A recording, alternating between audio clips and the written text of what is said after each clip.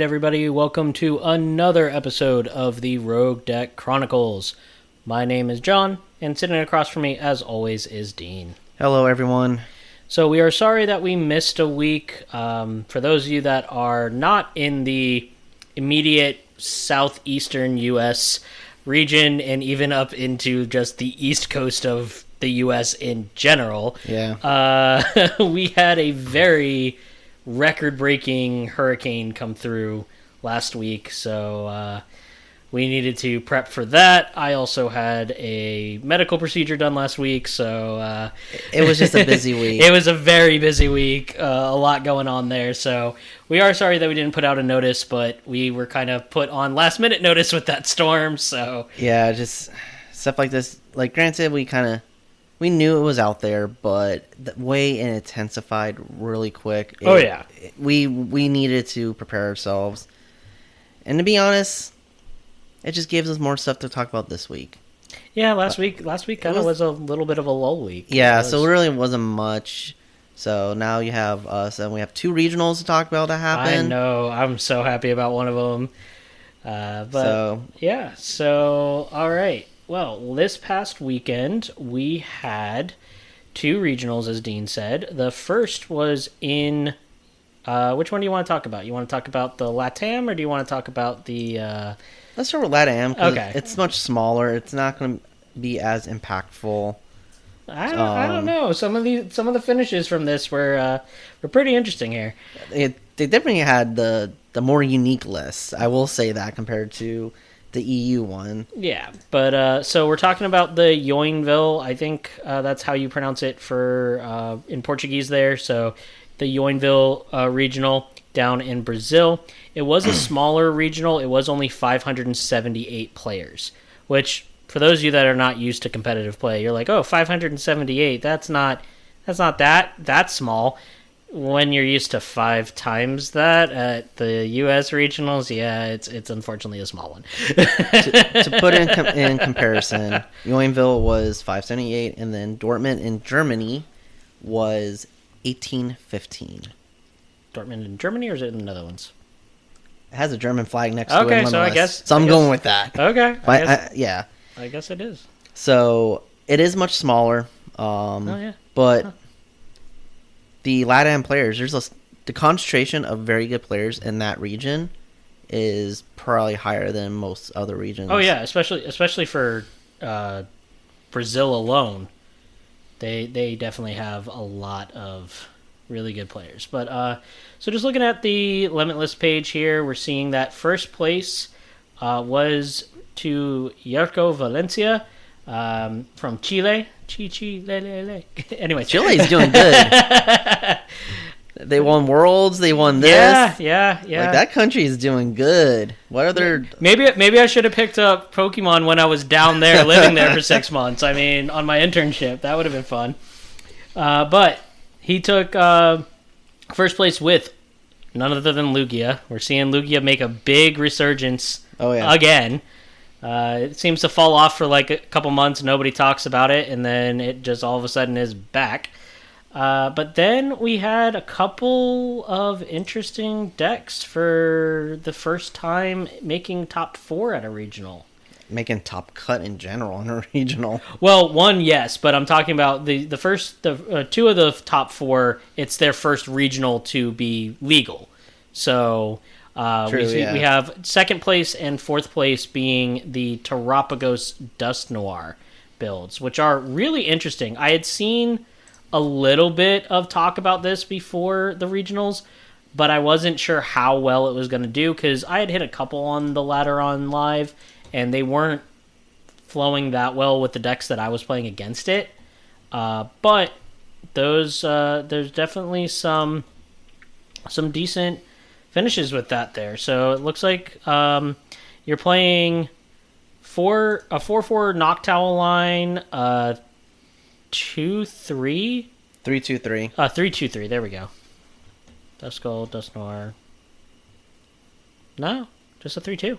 Oh, depends. Which one are you looking at? I'm looking at... The second place plays 3/2/3. Fourth place plays... Where are you seeing 3-2-3? I'm seeing 3-2. 3 Duskull, 2 Dusknoir. They skipped the... Yeah.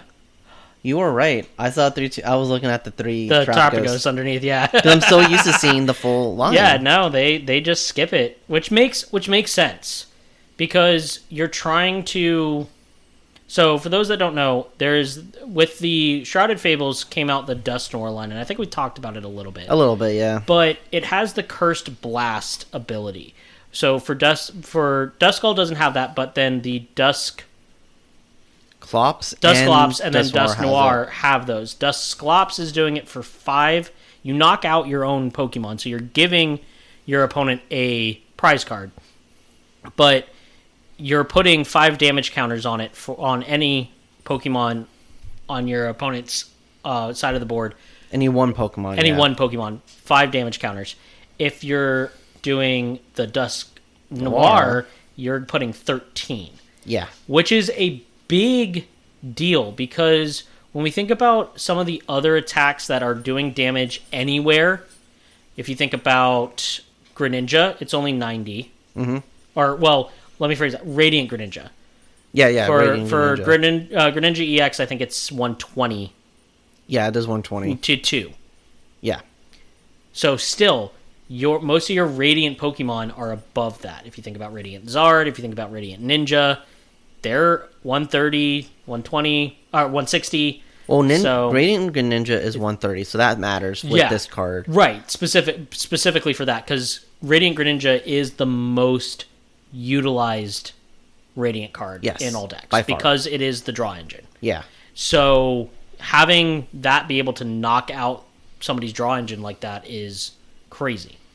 But then you're running 3 Terrapagos, which is the new kind of staple for the Terra Pokemon from Stellar Crown. It is also one of the main Pokemon being featured in the new anime. There's a whole storyline on that, so definitely need to be watching that if you are not. Oh, they show it starting episode 2. I started episode 2, and I'm like, okay. No, like once. So I watched through the whole first part, but then I've watched some of the second part that got released. So it's interesting that they did it like that because the DLC for that wasn't really out at that point. Like it released, and then they started doing the anime on that Pokemon when it released. Normally, you wait a little bit with the anime. So, because remember, we're also like 2 years behind Japan. That is true. So, like when it got was first released in Japan, they just announced this Pokemon, and then they're making a whole episode arc about it. Well, maybe that was to try and get people to actually get to the DLC. Probably, yeah. But anyways, so you're playing Terrapagos, you're playing the Fan Rotoms to get out your colorless energies, you're playing a 1/1 Pidgeline. No, the Fan Rotom gets the Pokemon, not the energy. Oh, sorry, did I say energy? I meant Pokemon. My bad. So, the Fan Rotom, for those who don't know, you only can play it on your first turn. Well, you can only use the ability. You can put it down on the bench. Yeah, you can use the ability on the first turn. Grab 3 basic colorless Pokemon, 100 HP or less. So, in this case, you're using it just to grab the Hoot and Noctowls. Not necessarily. Your Pidgeline, too. Oh, yeah, and the Pidgey. Because you need that Pidgeot. But you're also playing Blood Moon or Saluna for late game. You're playing Fezandipiti for draw engine. So you're playing a lot. I've been seeing decent things with it. I know you and I have play tested. You weren't playing the Dusknoir version. You were playing just the color box version of it. I was playing with Dusknoir. It's just whenever I played with you, I couldn't get it off because I'm not a top 4 regional player. But I was also playing very, very aggressive decks against you. Yeah, you were. Because I like those decks, and so if we look at the tops cuts, we're seeing Iron Thorns.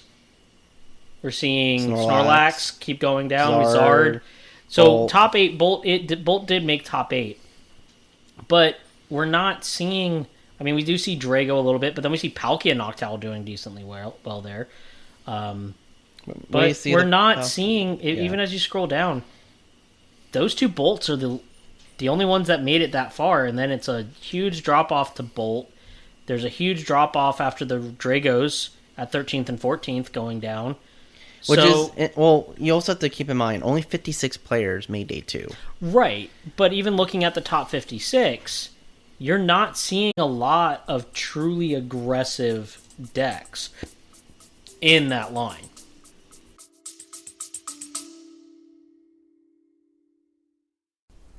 Hey all you rogues out there, we just wanted to take a quick second to say thank you to our sponsor For Honor and Glory.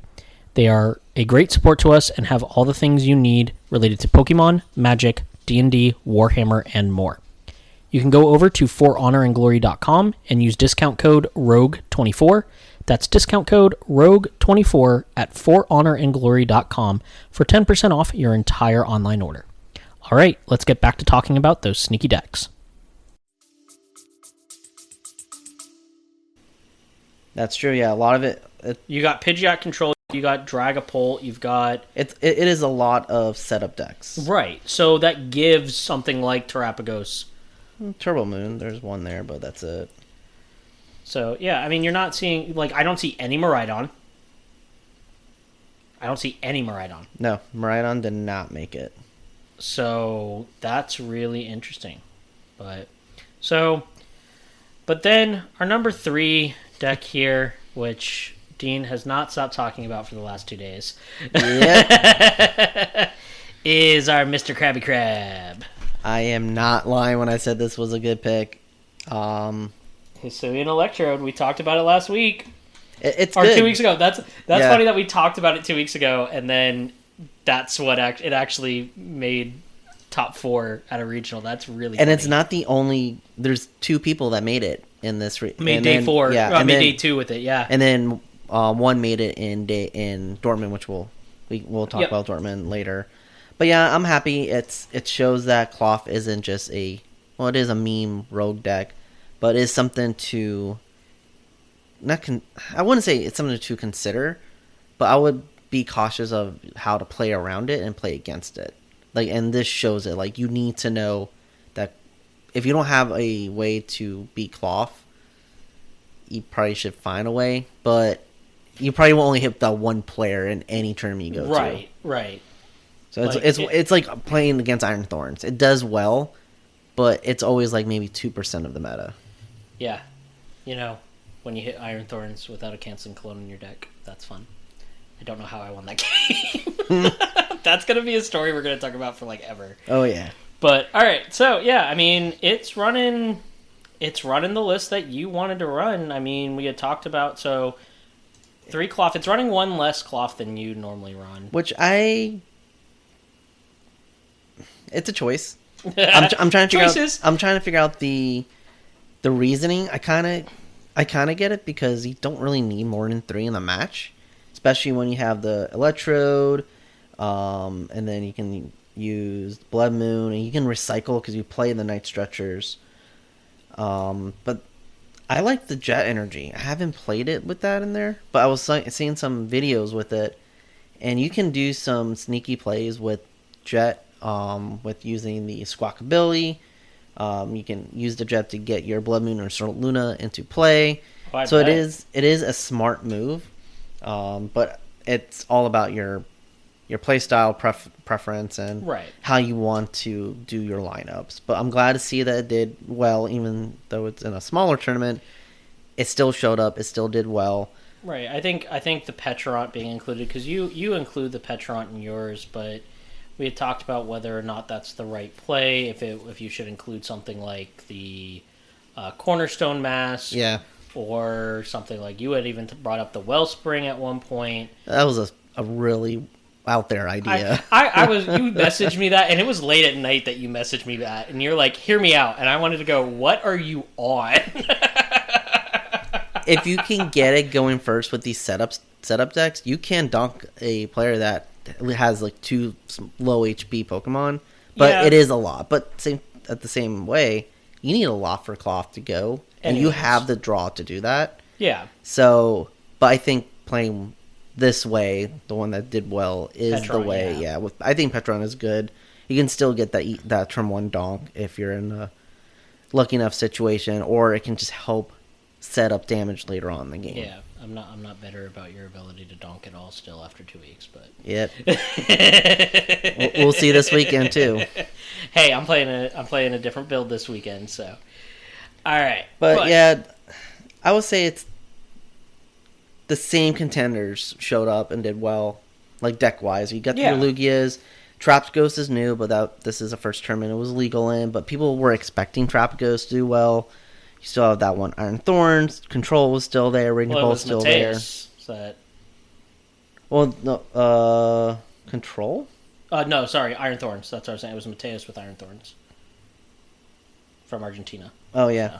So like it's still the same decks you would expect in any meta, which shows the game is the same throughout. I know regions tend to prefer different decks over others, but with a 600-person tournament, the same decks got top cut again. Well, it's also interesting. The one that I'm really interested in that did decently well, I played against it once on the ladder and was not fun for me, was the Palkia Noctowl. Like, they just got set up way too quick for me to do anything. And then I owned them into the cards that they needed. But yeah, two of them made day 2. So, and then two of them made day 2 in Joinville. And then 1, 2, 3, 4, 5 made day 2 in Dortmund, with one being top 4. Right. Which we'll talk about in a little bit. But yeah, I'm thinking about building this list. Because I know Yumi talked about, like, oh, maybe we shouldn't, because we were expecting Miraidon and Iron Thorns to be way more prevalent. But at the same time, I feel like it doesn't matter, because they're going to hit those numbers regardless. Yeah. Because they can do 420. Yeah. Or at least the Miraidon can. I was surprised. I think the person that I played against, I've only played against it once. And the person that I played against with it on the ladder, they just popped. Like, it happened. I made a comeback. That's what I think is the problem with this deck, is you can get a good start. Like, you can really... So we're talking about the Palkia Noctowl, which, for those that don't know, Palkia VSTAR, its attack is 60 base plus 20 for every benched Pokemon. So, with the new addition of Area 0... Underdepths, which allows you to have 8 benched Pokemon if you have a Terra in play, Palkia can start doing some decently large numbers. But the problem is if you keep taking out their Area 0 Underdepths, they start losing their ability to swing. So, it depends what happens. Like, I played the best that I could in mine, and I basically... I checkmated them into them needing to have exactly what they needed off of an Iono, and they did. Mm-hmm. Yeah. Like, I took out their Area 0 Underdepths, Iono'd them, swung into a Palkia, took it out, and then they had the other Palkia, had the energy, had the boss, and then were able to... Oh, and Night Stretcher for the Fezandipiti to Fezandipiti back, and get two Pokemon onto their bench to swing and get hit 260. I was like, you gotta be kidding me. Yeah. Like, how did you have all of that off of an Iono to 2? Like, I couldn't be mad about it, but it was just like, how? So. But yeah. So that was Joinville. Yeah, Joinville. Same old people. Like, you still had, like, where is he? Fabrizio did well. William Azevedo did well. But yeah, I don't see. Did you see Vinny? I didn't see. Oh, no, that's. I think he missed day 2. Really? I think he went 5-3. If I saw his Twitter, like Diego Casiagro still made day 2. Yeah. So you still, but like I said earlier, like, don't take LATAM for granted. Like, they have the players that they have are very good. So I would even say, like, maybe their tournaments, because they're much smaller, they're probably harder because the likelihood of you hitting a good player is much greater. Yep. It's kind of like going to a internationals or a worlds. Like, now they're about the same as a regional, but the concentration of good players is so great. Yep. You're going to hit a good player. Yep. All right, but then we also had the other regional that kind of overshadowed Joinville this weekend, which was the Dortmund Regional. Yeah. Which had 1,815 people, and our champion of that was Ryuki Okada, who is from Japan. So he now has his Worlds invite, whether or not he qualifies through the Japan's format. Yes, that is a new rule. Which is interesting. Because if this was like last year and he came over and won Dortmund, he still wouldn't have a invite. Nope. Because the way they had it last year was only if you're in TPCI, you can only get an invite through TPCI. And then if you're in TBC, you can only get an invite through your TPC structure. Yep. So, but they modified it with the ruling of if you win a regional, you get an auto invite, and they're like that grandfathers to TPC players playing in TPCI tournaments. Yeah, which I think is fair. I think like if they're going, because I don't think had we ever had a situation where a Japanese person had actually gone to a regional and won it outright, because I don't think we had.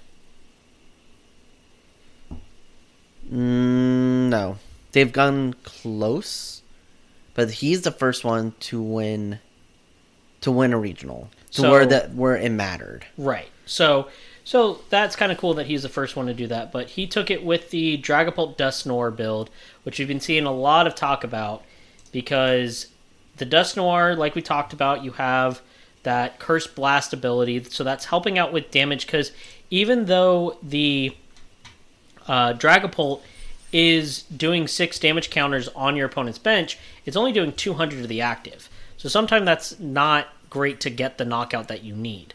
But he was running the Sparkling Crystal, which is a new ace spec that we saw with the release of Stellar Crown, which when it's attached to a Terra Pokemon, it removes one of the attack energy cost. Mm-hmm. So that now makes Dragapult's attack 1 energy. And it specifically does not state on the card that it can't be used more than once. So if it gets knocked out, now the list here isn't running a Silene, but I have seen some decks that are running Silenes that you get to pull that back in, and then you late game have another attacker that's only costing 1 energy. So but the Dragapults definitely add with the Sparkling Crystal, add a interesting new deck to the meta format. I think we're going to be seeing a lot more of that coming out now. One thing that I am noticing that they are not playing is Briar. I would have assumed that there was a Briar in this to help with that late game take extra prize cards. Yeah, especially since your main attacker is a Terra Pokemon. Right. So the fact that there's no Briar is kind of interesting. They're running 1 Roxanne, 1 Crispin, 1 Iono. 2 Iono, 2 Arven. But there's some definitely interesting things here. You're running Radiant Alakazam to also move 2 damage counters from one of your Pokemon to your opponent's Pokemon, or from one of your opponent's Pokemon to another opponent's Pokemon, which is nice. So you can do that once per turn. You're running Rotom for some draw.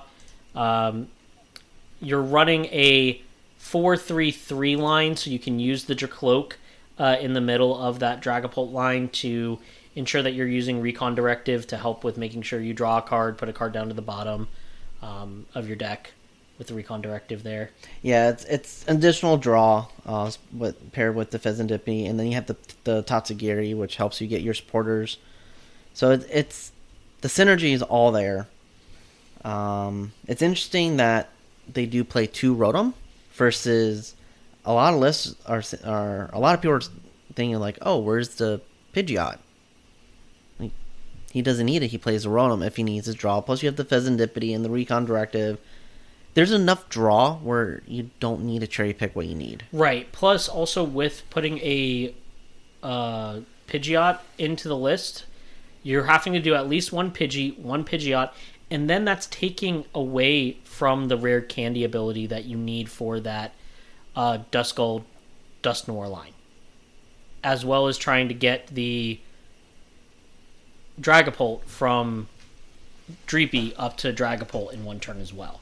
So you need to watch that. Yeah, just the ability to use that rare candy in multiple facets, whether it use the one Dusclops or just gaining your Dragapult by turn 2 with the Sparkling Crystal. It is something to really consider. It's 206 damage counter to any bench Pokemon. That goes past Manaphy. Uh-huh. It doesn't... what's that one Pokemon that no one plays anymore? Jirachi. It goes past Jirachi. You really... Your opponent needs to play Rapska. Yeah. And that may be something people will need to consider going forward, is playing a 1-1 Rapska line. Yeah.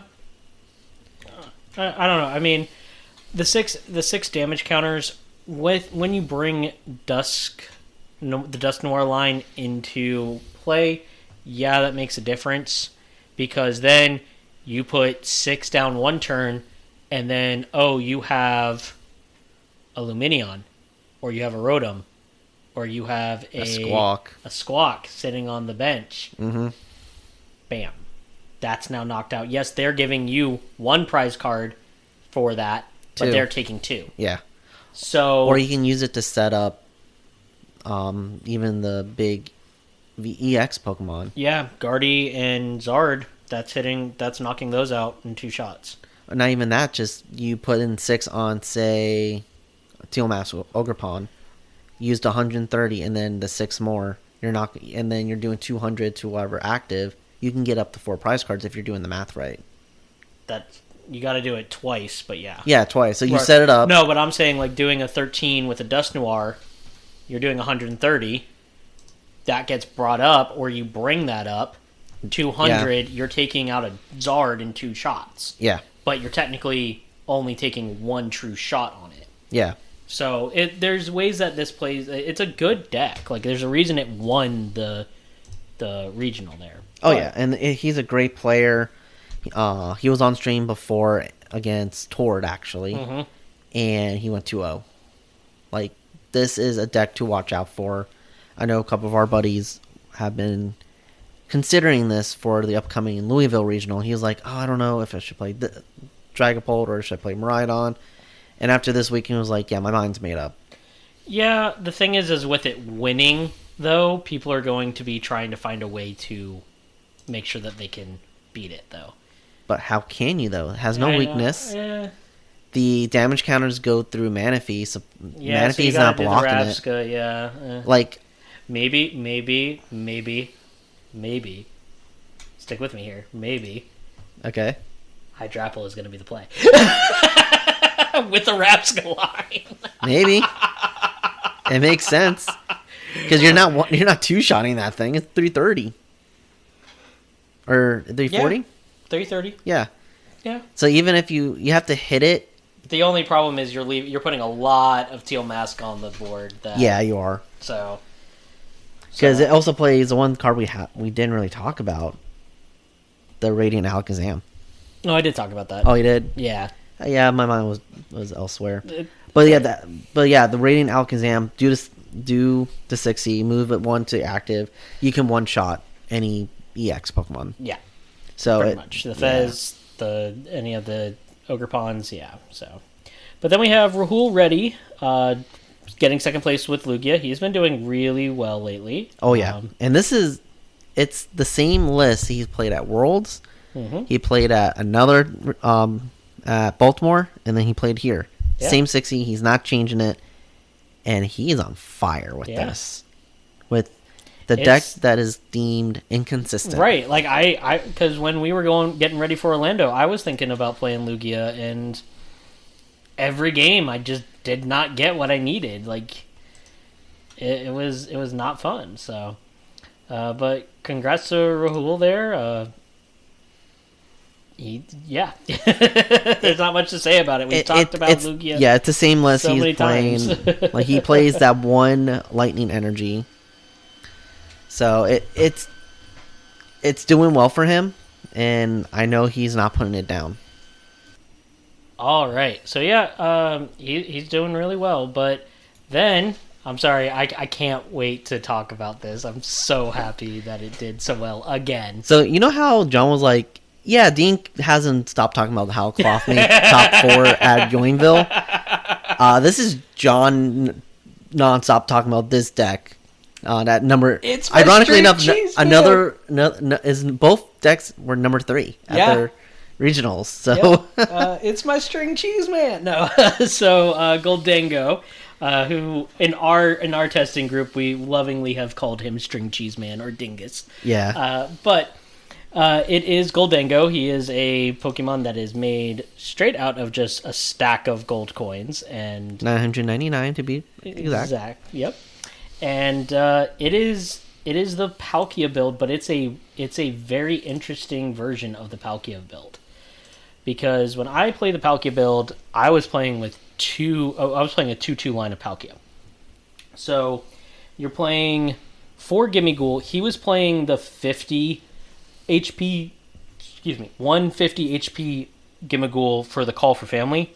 Yeah. On his Twitter, he said that he would take that out and put in the 70 HP. Probably because of the Dragapult. Yes. And really in Drago, too, because it has a Dragapult in there. The other thing is there's another 70 HP Gimmighoul that's coming out in Sparkling... Surging Sparks? Surging Sparks. Oh, okay. That he said to be on the lookout for. So I'm going to take a look into that. But yeah, you play 4 you play a 4/4 line for the Gholdengo. And Gholdengo is, some people say it's a worse version of Chien-Pao because you're only doing 50 per energy. And unlike Chien-Pao where it has to be that you're discarding energy from the board, you're discarding energy from your hand in the Make It Rain attack, which I love the way that Yellowvan won his top 4 into top 4. Well, not even that. He's always done it. He makes it rain with the energy cards out of his hand. So it's great. I'm sure the casters love that because it gives a visual thing of ending the game on a high note. It's something fun, and everyone knows who he is too. Like he's been playing. Like if you look at his limit list. It's the only deck he plays. Literally the only deck that he has placed with. And it's great. Like, he's great. He's made $14,000 with this deck alone. Yeah. Yeah. And the cool thing is, like, this was his redemption arc, too, because he got... Actually, sorry, no. He has... Back in 2022, he did play Arceus. Oh, it's ADP Keldeo. Yeah, ADP Keldeo, Arceus, and then also Lost Zone Box he got a placement with. He got 18th at regional Lyle. Yeah. So most of his points have been... Most of his points and since last $14,000 have been strictly from Gholdengo. Since last year at Dortmund, he has been playing. And his goal was... He said it on the caster interview... His goal was to finish one place better than what he finished last year at Dortmund, which was second place, and he finished one place less, unfortunately. But he made more money. Nope. Did the prize not change from last year? No, they only got $5,000 for third place. Oh, gotcha. Yep. But so you're playing a 4/4 line of Gimmighoul Gholdengo. You're playing a 1/1 line of the Palkias. You're playing a 1/1 line of Bibarel, Bidoof, and then you're also playing Radiant Greninja and Fezandipiti. That is your Pokemon list. It is a very short list for a Pokemon. It's very streamlined. He definitely prioritizes his main attackers, and then everything else is just support mon. Mm-hmm. With, 3 ways for draw support on top of the draw supporters he plays in this deck. Because he plays a lot of ways to get what you need when you need it. Yep, so you're playing 3 Ciphermaniac's Codebreaking, which I have never seen a deck play that many Ciphermaniacs. You're maybe playing 1 to 2. No, he's playing 3, which makes sense because with the coin bonus ability for Gholdengo, you get to draw 2 when it's in the active, but then you also get to draw 1 when it's on the bench. Or if you get knocked out, you can use Fezandipiti, or then 3. Discard an energy, use Greninja, or you can just draw up to 5 with Bibarel, and you're playing a PokéStop, so you're drawing off the PokéStop. Like, you are set up. So yeah, Codebreaking is a very vital part of this list. Yep. You're playing 2 bosses, 2 Iridas, 2 Ionos. You are playing 1 Professor Turos, which does actually come into handy at points. Because then I can pick that up. If I've got a Gimmighoul, like let's say I've got a Gholdengo in the active and they've only been able to chip it, but I've got a Gimmighoul that's been sitting there for at least 1 turn. Pick that up, put the Gimmighoul back down, put the Gholdengo on the Gimmighoul that I just promoted, and hey, if I coin bonused already, guess what? I'm coin bonusing again for 2 because it's in the active. If you don't realize, I have played this deck way too much. Yes, he has. 2 of my top 4 finishes are with this deck. So, and then a 5th. You got number 5 with this deck. Oh no, I'm saying my top 4 placements right now. I know because my 8ths, my 2 8th places are with it. I'm going to say the 5th place when I donked you was with this. it. Yeah. Yeah, I know. Just add it. Help you remember that. That's all. Just remember when you're sitting at the bottom of the list this weekend. I haven't been practicing. I'm not expecting much this week. But you play Jamming Tower for Turbo Moon and Bolt, so that way their Ancient Booster Capsules don't add an extra energy that you've got to use to knock them out. Also turns off really Iron Thorns. I know it's not a big list, but you turn off the Future Capsule and Future that too. I was thinking about the switching options. Yeah. You play 2 Night Stretcher. Funny enough, we were talking about this earlier before we started recording. There is no Super Rod and there is no PAL Pad in this list. So there are times when you, very early on in the game, you have to make decisions as to what you're discarding. Because I'm discarding to either to use the Earthen Vessels to get energy out into play, or I'm discarding on a Ultra Ball to get a Gholdengo or Palkia into play. So sometimes all I've got sitting in my hand is supporters. You are not getting those back. No, you have to be very conscious of what you discard. Oh yeah, like one game that I was playing, I started 2 boss, 2 code breakers, superior energy, and a Gimmighoul and a Bidoof. And I top decked an Ultra Ball. Just hope that you can hit the active Pokemon, because you lost one of those bosses. Goodbye, boss. Goodbye, one boss. Goodbye, one code breaker. So, but you are playing. So the 2 top 8 finishes that I have with it, I was playing the Hyper Aroma build, and this is not playing that. This is playing the Prime Catcher. In this format, it makes a lot more sense. Last format, I would give it your 50-50. I would say you can go either or. Yeah, you're 50-50 with that. Successful, yeah. But this format, especially with the Palkia, because as we talked about before with the Palkia Noctowl build, it's not just your bench, unlike the Terapagos where it's only your bench. Palkia is based off of both benches. Yeah. So I'm not playing a Terra Pokemon. But if I'm up against a Terapagos, if I'm up against a Palkia, if I'm up against, let's say, the new Miraidon build with the Mewtwo, you're benching a whole bunch of stuff, and that makes it easier for my Palkia to swing. So all I got to do is make sure that I'm discarding water energy, which normally, if I have a water or a metal energy in hand, and I'm going to conceal cards, water energy is going into the discard over the metal. Because A, I need the metal to attack with the Gholdengo, but B, I need to put water energy into the discard, because with Palkia V-Star's V-Star power, Subspace Swell, I get to bring 3 water energy out of the discard and put them onto my water Pokemon in any way that I'd like. So that lets me build up the Palkia in one turn, or if I'm playing up against one prizers that have weak basic Pokemon, low HP Pokemon, that's what I was playing. A weird Guardy build that was having a Klefki.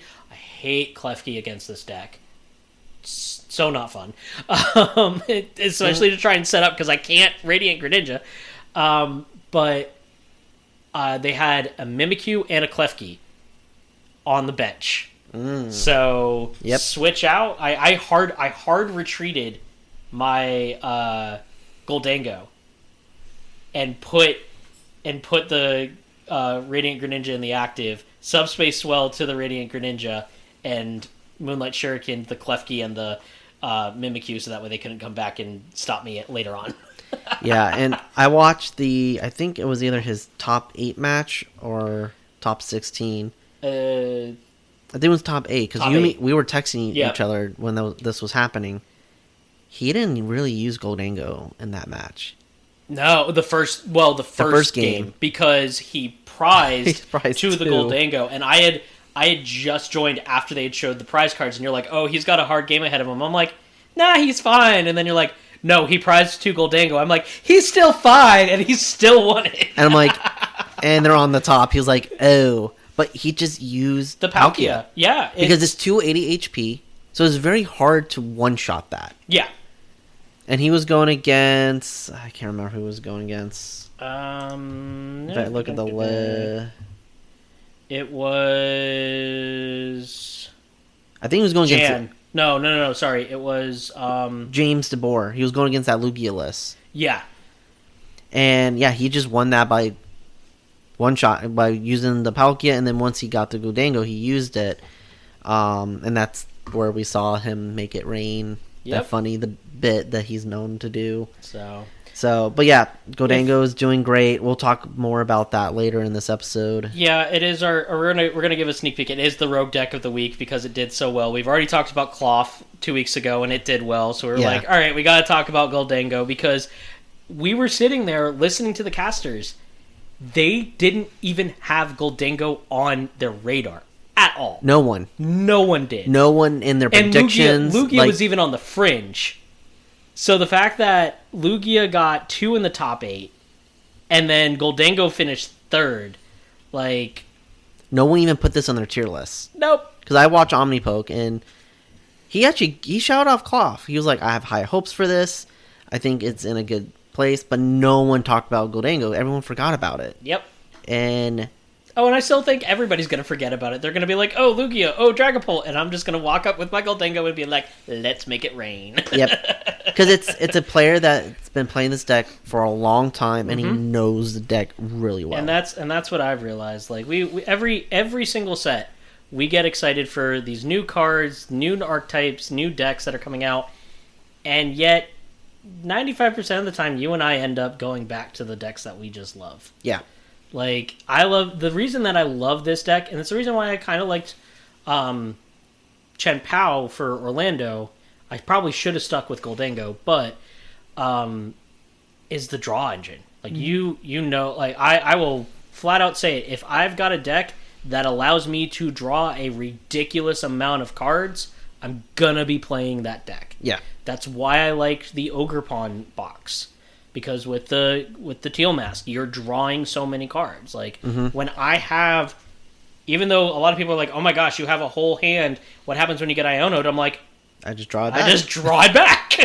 and that's been a discussion, not necessarily with Gholdengo, but the power of Iono has gotten weaker in this format. Right. Because of how much draw support there is, either through other supporters or through the Pokemon. Well, yeah, because you've got... Let's think about it. You've got support Pokemon, just to list off. Oh, I'm going to say support... I'm going to say Pokemon in general.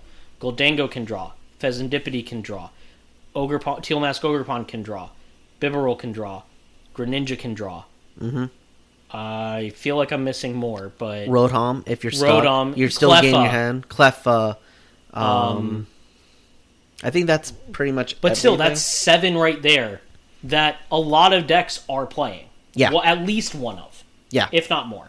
Pidgeot, I'm going to say that's not necessarily a draw, but Pidgeot, you get to go quick search. You get to go get what you need. Which can get you that draw supporter or something to help get your hand back again. Right. Now, we're going to talk about supporters. Sada. Colress. Tenacity. Or Experiment. Even though Lost Zone has kind of gone away, you still have that draw. Drawing 5 and just putting 2 in the Lost Zone, you still have 3 decent options. Right. But then you also have Tenacity, which lets you go get a Stadium and a Special Energy. Yeah. You then have Explorer's Guidance. You have Research. You have Iono, Roxanne. You also, and that's supporters. So let's stop there. That's 6 supporters. Yeah. That you have draw engine from.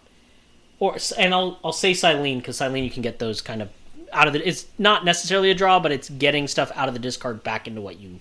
Yeah. And putting it right up top. It's a recycler. Then, let's talk about items. Night Stretcher. Oh, you knocked out my Fezandipiti? Cool. Let me bring my Fezandipiti back, and I'm going to draw it again. I'll draw again. Unfair Stamp. Oh, yeah. Oh, you knocked me out and Iono'd me down to 2? Cool. Unfair Stamp. Now you get 2, I get 5.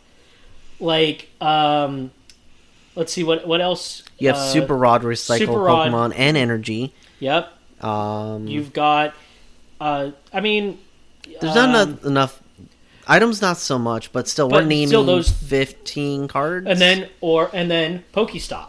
Oh, PokéStop, yeah. PokéStop and Pray.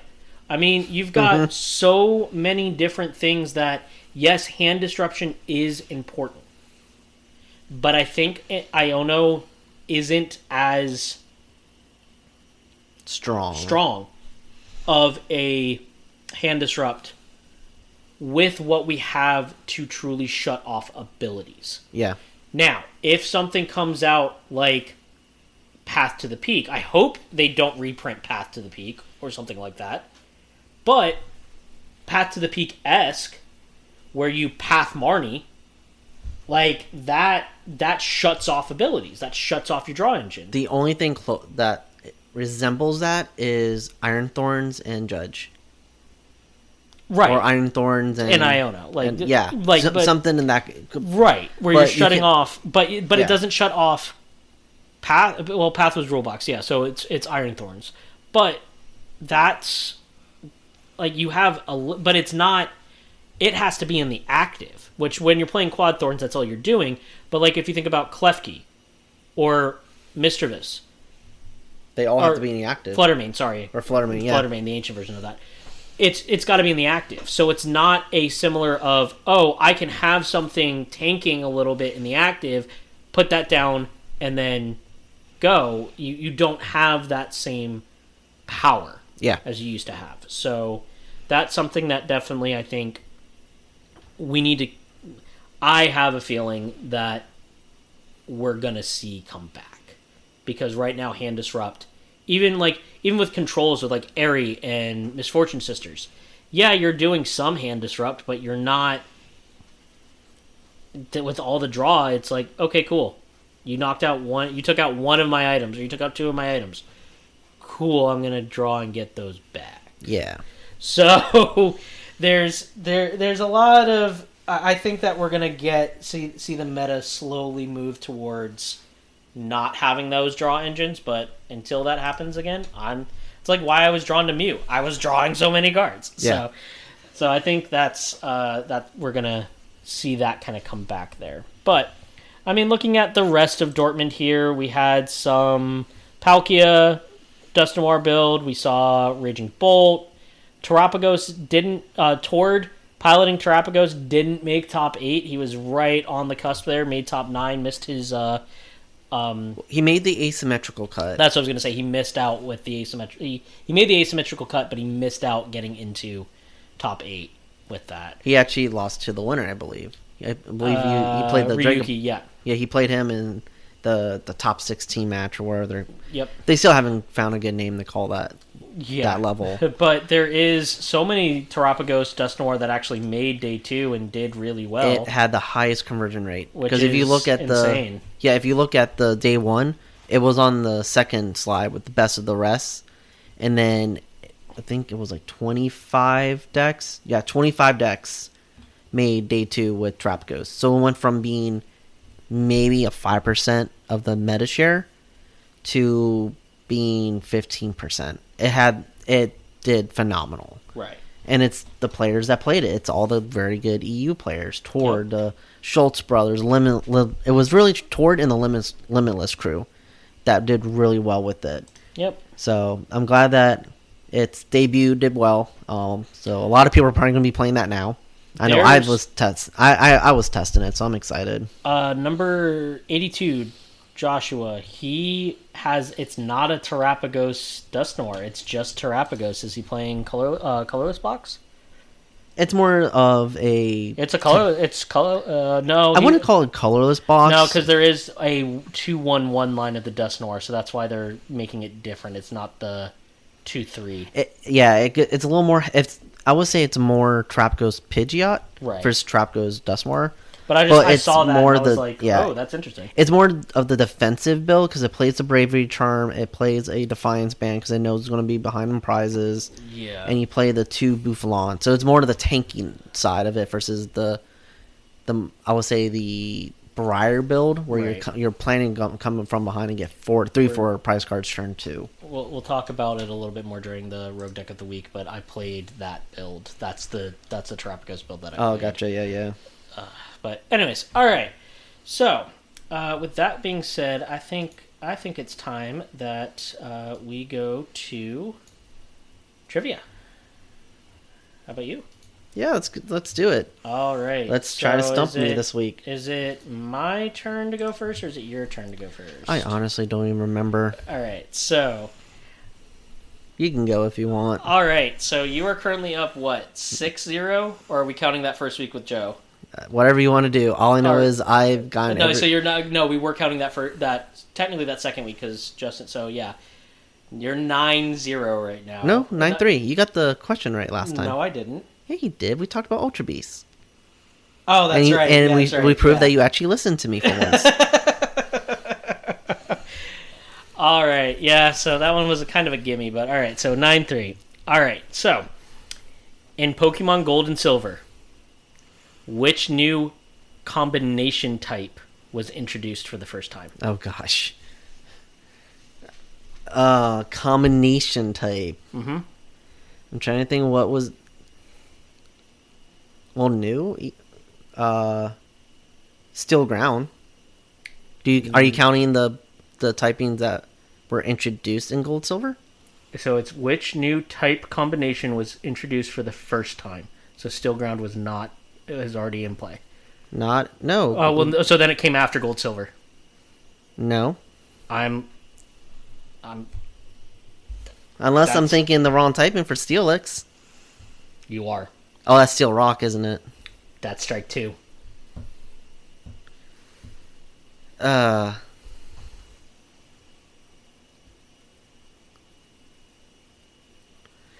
Steel and Dark were introduced in Gold and Silver. So that created a lot of well, hold up. There was a lot of combinations that were introduced. Because you have Fire Dark with Houndoom and Houndour. You had really anything that was mixed with Steel and Dark were new combinations.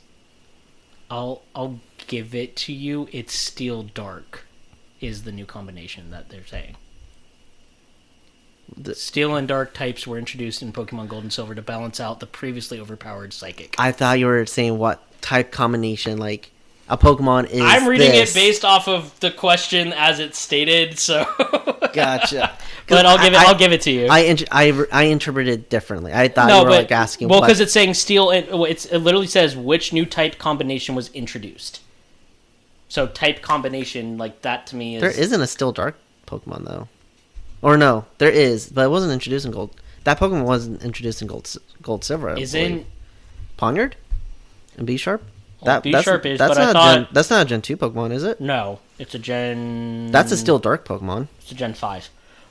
But I thought Steelix was a Steel Dark. No. No? Okay. It's either Steel Ground or Steel Rock. Okay. Because it kept one of the Onyxes. That's right. That's right. That's why I'm like, how is that not true? I'm going based off the information I has here, man. So I'll give it to you. You got that one. Yay. So I'll be honest, I forgot about trivia until right before we sat down. So you're going off something that I just remember, and you may know this. So this may be an easy week for you. What hobby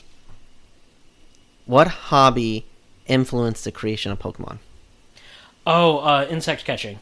Yeah, or bug collecting, but bug collecting, yeah. Yeah, so the creator loves collecting bugs, which is actually a very big pastime in Japan.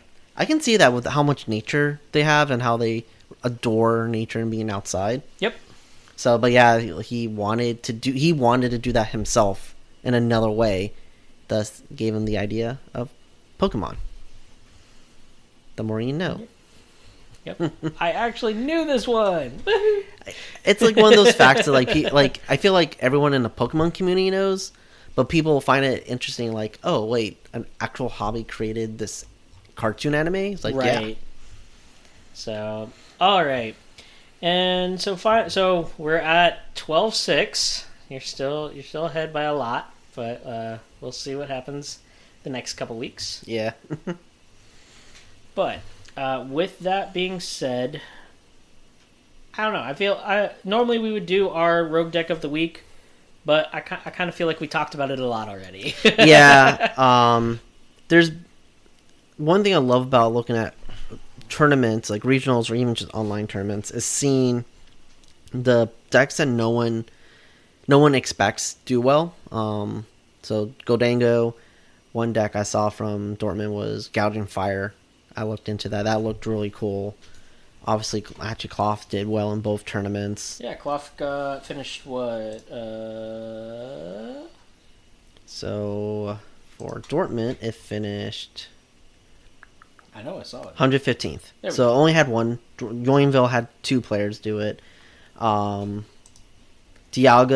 had a showing. The Ogerpon Noivern deck had a showing. Lost Box, 2 players, like people were still playing that, and 2 people did it. So it's interesting seeing how these rogue decks are showing up in the regionals. Right. We saw Bennett Guardy. Mm-hmm. I played against that on the ladder with Gholdengo. That was an interesting match. That was a very, very long match. They just kept item locking me, and I was very upset. But I think with this week, our message with the rogue deck of the week is find a deck you enjoy, even if it's something off the beaten path, and play it and just play it. You will do well because you enjoy playing the deck, right? And your results will show. Now, there's definitely going to be times that you have a bad tournament, as I did 2 weeks ago. Like, yeah, it's gonna happen, but when you are having fun playing the deck, the thing with people like Yellow Van Kampen or Rahul Reddy, who are just playing the same deck over and over, Jesse Parker going back to Miraidon, and he'd been playing that for so long, you know that deck in and out. Mm-hmm. When you see people prize checking, a lot of the times, and not to throw, I'm not going to throw anybody, this is not to throw anybody under the bus, and it is not a throw under the bus at all, so don't take it like that. But people like Azul, or people like Tord, or other players that are switching decks a lot, you see them take longer prize checking because they can't just scan through the deck and know what they have and don't have. Because they've been playing so many different decks that they have to think about, okay, well, how many of this do I have? How many of this do I have? Whereas you with Cloth and me with Gholdengo at this point, we rarely prize check. I look for my important pieces, and but then it's really try to make quick. my lines out of it. Yeah, right. We've done it so much that we can quickly tell what do I have, what do I not have. Yeah. So when you get to that point, not only are you able to move through your deck faster, move through your lines faster, not take as long thinking about the plays, you also know all the lines. Like, yes, I'm now having to figure out Terapagos. What are my lines against Terapagos? How do I play that? What are my lines against Galvantula or Hydrapple if they show up? The new Palkia Dusknoir. What are my lines against that? There's new archetypes that I'm going to have to learn the new lines for. But the old lines are still there. And it's still very similar lines that I have to play out. Like, anytime that I see a Pidgey hit the ground, I'm taking that Pidgey out. Yep. So they can't use Quick Search. Yes, that puts me on weird prize mapping. But I'd rather take the weird prize mapping and know, okay, I've got to take a one prizer or get them to a point where they can't attack one turn, than let them have that Quick Search. Right? So the more you know how to play your lines in and out consistently and not have to worry about it, the more comfortable you're going to feel in a tournament setting. Oh, yeah. Because no matter what, no matter how many times you have played in a tournament, you are going to get nervous. Oh, yeah. There's no way. There's no way. I mean, even the greats, Azul, Isaiah Bradner, Tord, they all say, yeah, I get nervous. Like, it's going to happen. But if you know your deck, have fun with it. Trust it. Yeah. And you'll be having fun at the tournament. Even when you're losing, you'll have fun at a tournament because you just like in the Pokemon games, your Pokemon is your buddy. Yeah. So treat your deck like that. Yeah, and you have more, in my opinion, in my experience, when I play something that's unique or different or weird, you have, when you go against someone, they ask a lot of questions afterwards. I remember in Toronto last season, round 9, I was at the bottom tables, and me and this other person, our opponents were no-shows. So we're like, hey, we're already at the bottom tables. Let's just play for fun. Right. So what we did was we switched decks. I played his deck. I played his deck. He played mine. And his opening hand was like, "What the heck are you playing?" And I got his. He was playing a standard Chien-Pao list at that point, and that's when I was playing this unique Lost Zone Scizor deck. Yep. He beat me because of the weakness. Right. But he was like playing his deck, and he was doing really well. He was like, I can see your thought process with this. This is actually a very unique deck. I'm like, yeah, I liked it. So it's just, you have more fun. You get a different experience in your tournament. But with that being said, if you feel comfortable with a meta deck, go play your meta deck. As long as you know and you're comfortable with that deck and have fun with it, that's all that matters. That's what this game is about. Right. Like, yes, we love rogue decks. We're going to talk about rogue decks. We're going to talk about different things that we find fun and unique. But that's because we like that. You and I are both people that problem solve. We love having a problem presented in front of us. And I love to sit there and say, like, my job is like puzzles. I get put with, here's the outcome, work your way back.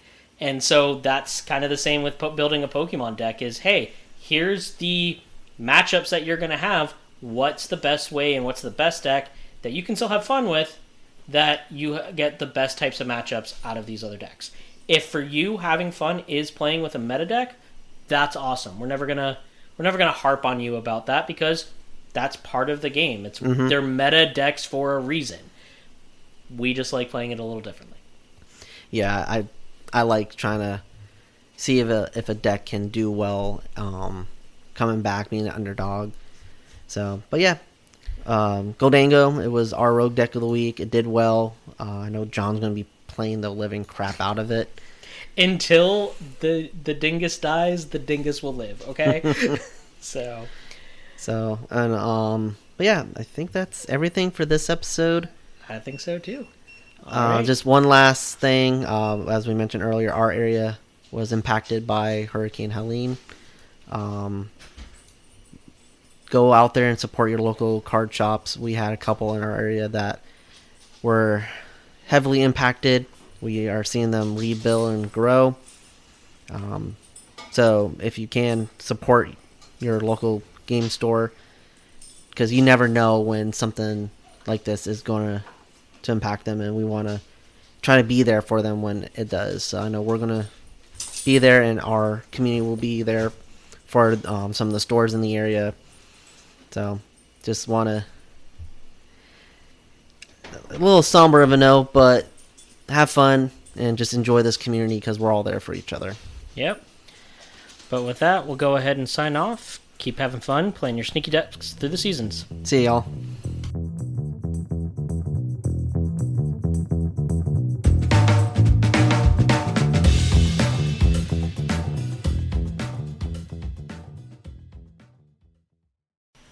Hey all you rogues out there.